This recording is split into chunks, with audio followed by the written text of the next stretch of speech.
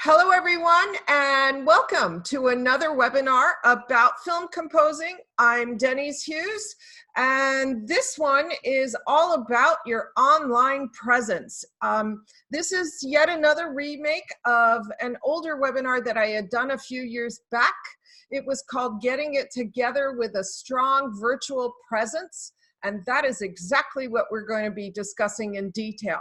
There's just a little bit of change that's happened in the past few years, but essentially not much. The only thing to remember, as I've said before in past webinars, especially about how if a composer doesn't want to live in LA, what they need to do, and that is that your online presence will matter all the more. So this is a really important checklist for you to refer to see if you've got all of your ducks in order and to see if you're doing all the things that you need to do in order to get your career ahead. Composers starting off in particular they tend to think that you need to just write really good music and you really need to make it sound really, really good. But in fact, that is kind of at the bottom of the list of all the things that you need to do in order to get ahead. And certainly your online presence is probably the most important thing these days to consider. Having said that, what I will say is that the #1 issue for you as a film composer trying to succeed is that you need to build trust. It's all about being trustworthy. So the music that you write is all about, it's in support of you being trustworthy. And what we will be talking about right now, what I'm going to be talking about right now, is specifically about how to build trust, and not with composers. That's the big distinction. This is all about how to appeal to directors. Directors who are usually freaked because music is the very last thing to go on to their beloved project, and it's in a language that they don't understand. So it's really, really important that you come off, whatever you do, as being somebody who will be able to take care of what needs to get done for the project without any problem. That is basically the essence of being trustworthy as a film composer. So let's just dive right in. The first thing that you need to have set up is your name. And keeping in mind that your name is actually your equivalent to your brand name. You're basically the CEO of your company. So whatever your name is, it's got to be something that's a name that's easily identifiable, and also something that can be found on Google without much trouble. If someone types in your name, you don't want to get lost with other composers with similar names or other musicians with similar names, or probably the worst is to have the same exact name as a serial killer. Yes, I've had clients who've had this problem. So in any case, you've really got to go in there and be brave about it and really consider creating a name that's distinctive. And what that means is that you can change your first name or your last name. You can also add a middle name. So some people add their original middle names, but you got to be careful, because if you've got a John Michael Smith, I bet you if you Google that right now, you're going to find at least 50,000 of them. So that's not going to work out for you. So you might want to be exploring maiden names. So your mother's maiden name, your grandmother's maiden names. You might want to consider spelling your names differently. So I've had clients who've done that, who have, in order to be distinctive, have spelled their names in a particular way. Anyway, that takes time for you to sit and think about, because it's a very big deal. You don't have to legally change your name, but just understand that this is your brand name as a film composer. The next step is to buy a domain name. Some people will do John Smith Music, but just again, keep in mind that you don't want your name to be, or your brand name to be confused with anybody else. And that has happened. It weakens your stance as far as an online presence goes. So if you're located in LA, you probably have a better chance of being known for who you are, regardless of your name. But if you're not in LA, then, you know, all the stakes are higher. All of this becomes far more important for you to take action on behalf of your career. So get your domain name, make it just your name, like mine is denizhughes.com. Then try to get it so that all of your email addresses, all of your online presence, that includes Facebook, Instagram, Twitter, which we will be discussing for a little bit later on, all of those things need to be consistent so that anybody who doesn't understand who you are at the start will be able to easily find you. So it's a great way to show the world that you're organized and that you've really considered how things need to be for the ease of the person who's looking for you. So that's the first thing. The second thing is, of course, you need to have a really good website. And the big distinction with this is that you need to make your website visually interesting. And this is because you want to appeal to directors, not other composers. A lot of composers think that it's important to show yourself as someone who's conducting the orchestra or sitting at the piano, but actually the most important thing on your website, if you want to appeal to directors, is to make it so that you have a good photo of you looking straight at the camera, looking like somebody who is dependable. And what that means is someone who is friendly, but not goofy, focused, but not intense. It's like a specific idea where you want to appear to be relaxed, but also like someone who can really handle a situation. So if you look super serious and intense, that's going to send a message to a director that, like, you might cause some ego problems later on. That might not at all be the case, but if you're dealing with somebody who might have heard your name, let's say it's a director who heard your name through the grapevine, and they want to know what you're about, they should be able to just type in your name, click on that website that pops right up, and then click on that and see, oh, this looks like an easygoing person who can handle even the hardest responsibility. So that's the kind of experience that you want to be offering someone who's curious about you. So the next thing is that you don't want to have too much information on your website. So always less is more. Don't overload it with stuff. Don't be overeager. Don't say that you're available for work. I know that's a big thing with a lot of composers, but if you want to be attracting people who want to hire you for what you've done before, you don't want to say, oh, you know, reach out to me and we can discuss your project. If you haven't noticed, directors will completely run the other way if you have that stance, because there's so many composers who want to reach out to them and say, I'll do your stuff for free. You don't want to look hungry. You want to look like you're put together, you know exactly what you're doing, this is what you're about. And, you know, so the inferred message is, I'm perfectly wonderful to work with and hire me, but you don't really want to send that message. So again, succinctness. You just want a page that's got your bio, not a lot of stuff, like a couple of paragraphs. If you have the truth is, nobody reads the bios, even if they're short. Have you?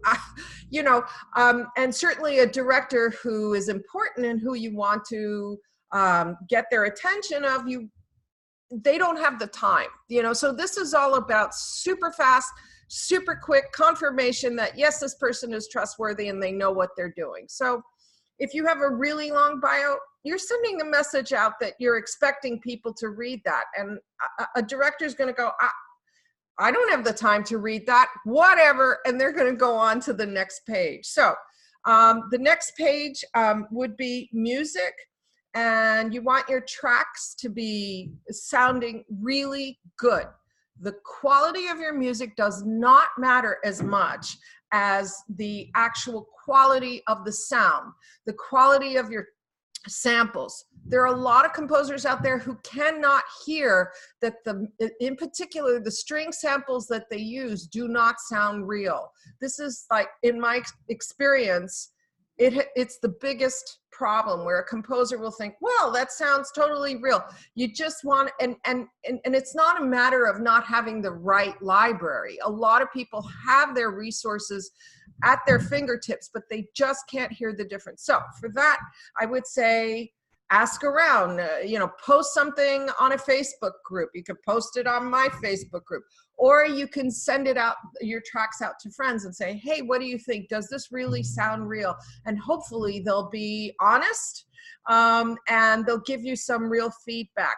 Just keep asking around, because the quality of your tracks matters more than the actual music that you write, unfortunately. But you're dealing with directors who don't really understand music, but they do understand when something sounds real or big versus fake and kind of in a shoebox, the sound that sounds constricted because the mix isn't quite right. So you want to make sure that everything sounds right.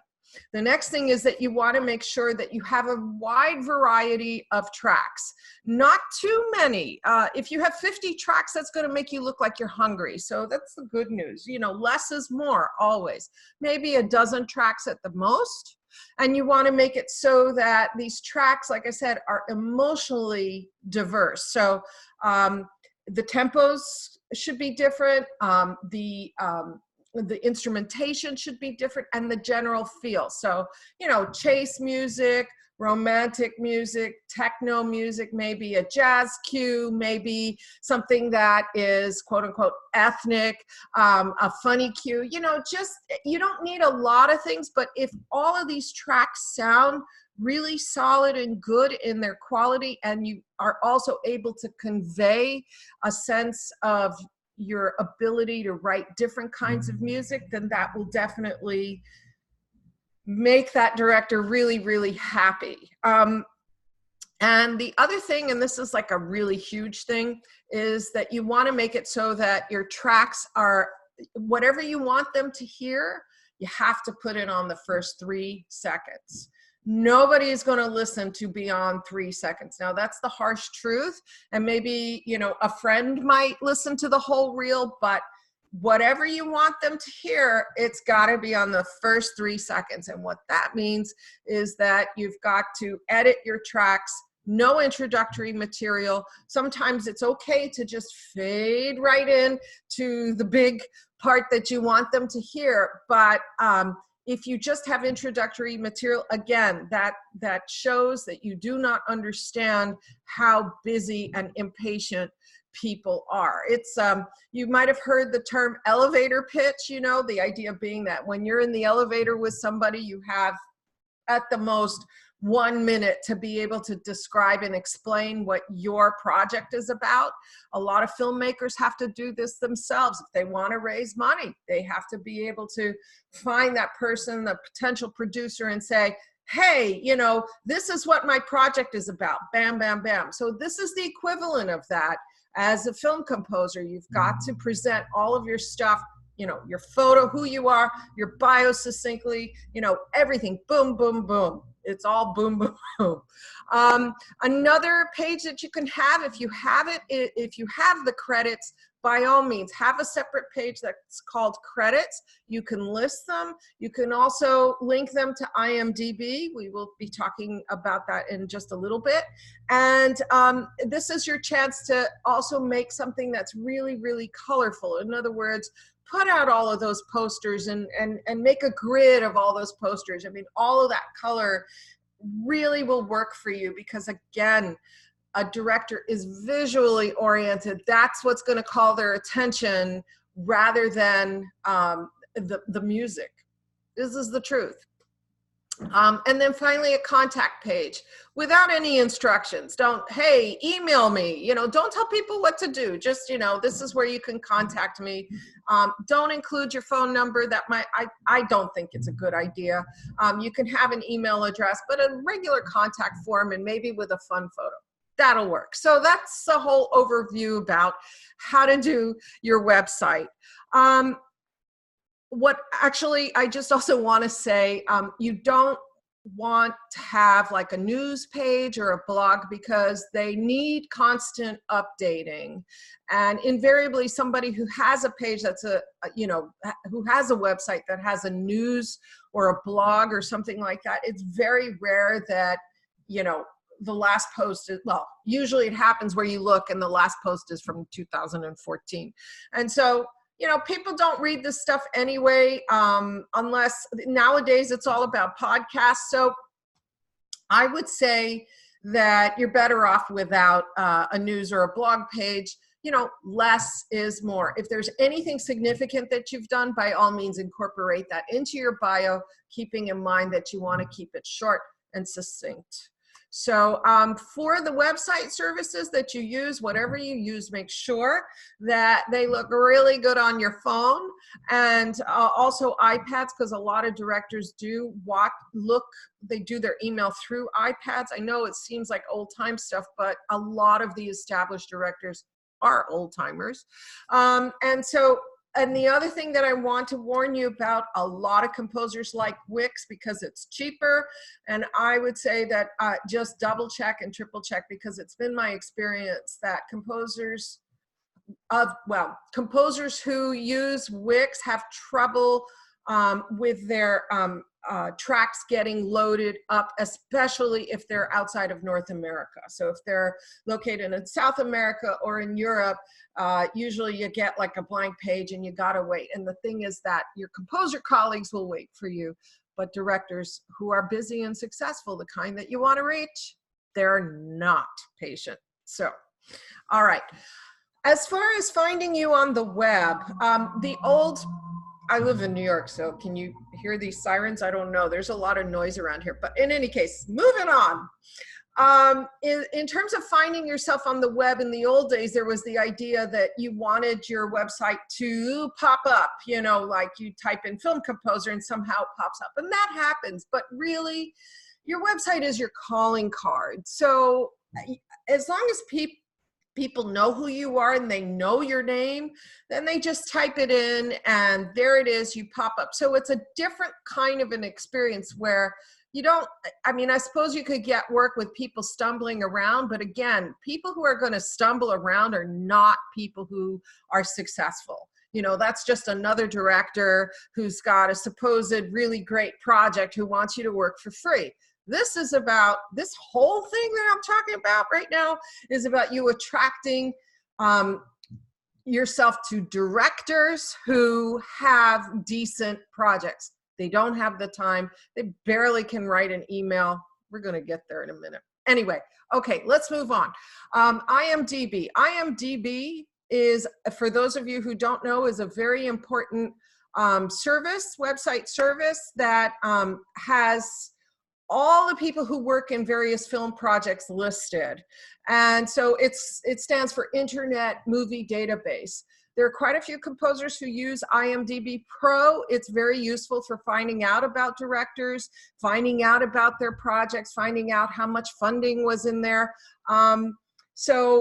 And here we are coming to this issue about ghost composing. Of course, you have to make a living as a composer. It's really, really hard, but a common thing, especially in LA and outside of LA, you get these composers, right? It might be you who have been asked to ghost compose. And if you've got a really good composer who you're working for, they will let you use your name on IMDb.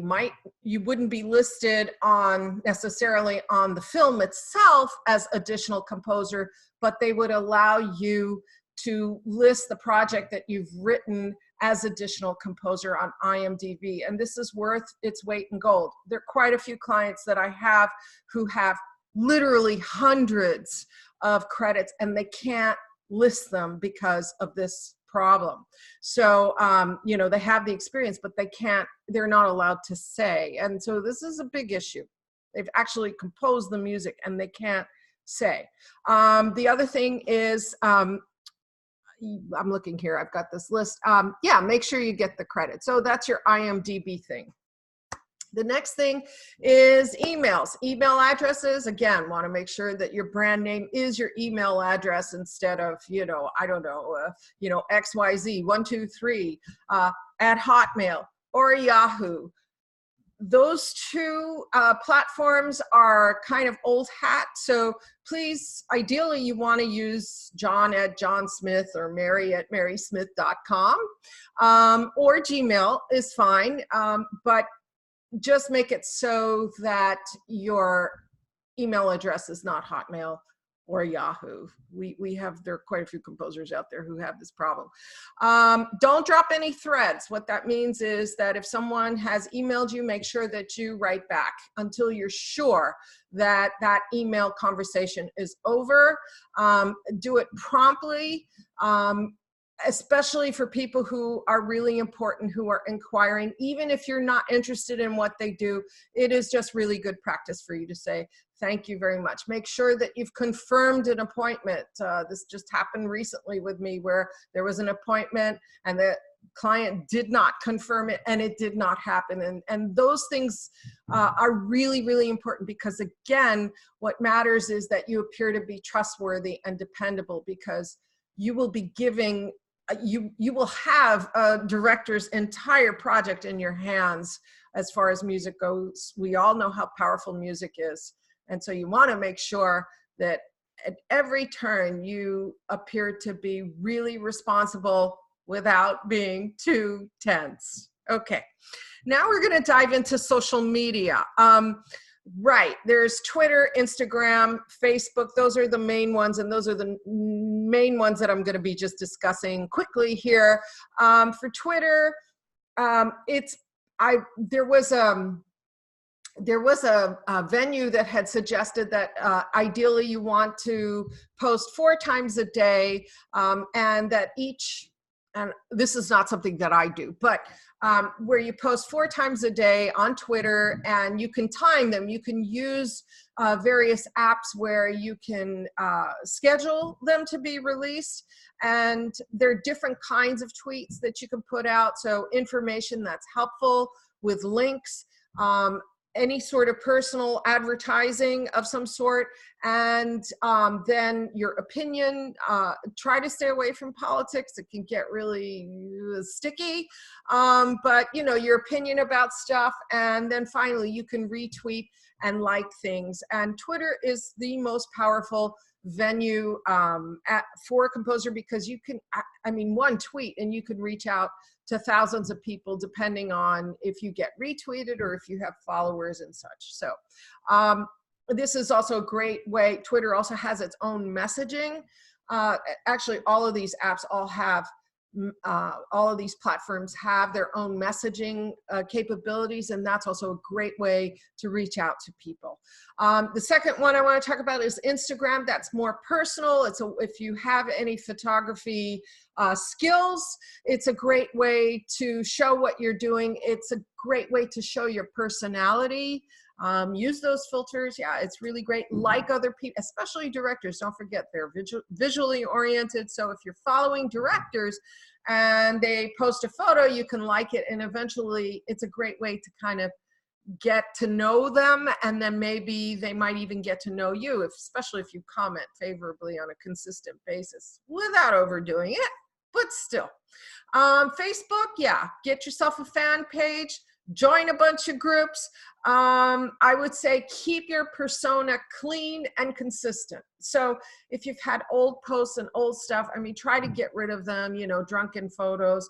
Try to get it so that you can't get your friends to tag you and to put you on your timeline, that sort of a thing.